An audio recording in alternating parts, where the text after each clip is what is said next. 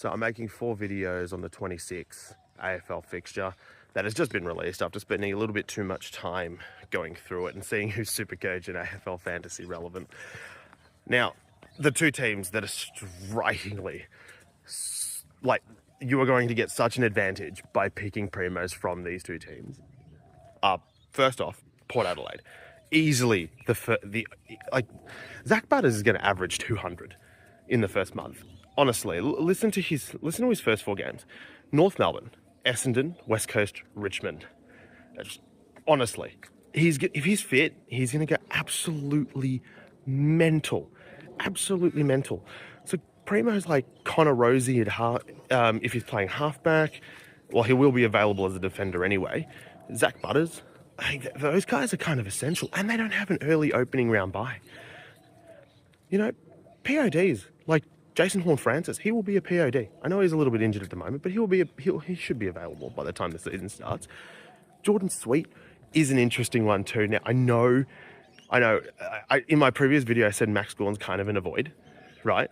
But if you were to go with Tristan Cherry and Jordan Sweet, now I know that round 1, Sweet does play Cherry, and the last time he played Cherry, he scored a 44. So that's not good.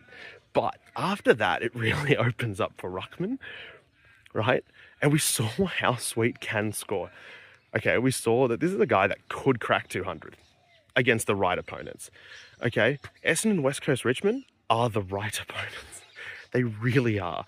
So I'm tempted to suck up a really bad score round 1 from like my R2 and then potentially just see him go nuts in the next 3 games. It's just an interesting one. Now, the next team, like by far the second best draw, is North Melbourne. Okay? They've got, in their first 5 games, Port Adelaide, like I mentioned, West Coast, Essendon, Carlton, Brisbane, Richmond, apart from the Brisbane game. Those are all actually winnable games for North Melbourne. Genuinely. And they need to step up this year. They can't have another bad year. They really can't. The pressure's on. Tristan Cherry, absolute lock at R1. Against Port, against Jordan Sweet, cowers him. West Coast, what ruck alone? Essendon, no ruck alone. Carlton, Pitnet, can be a little bit restrictive, but let's be honest, Cherry should win that. Brisbane, yeah, their ruck line's good, but then Richmond, right? Now, Nank's a good ruckman, but he concedes big SuperCoach points.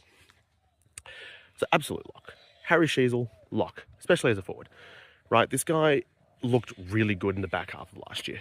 Colby McKercher looked really good in the back half of last year. Will be still cheap enough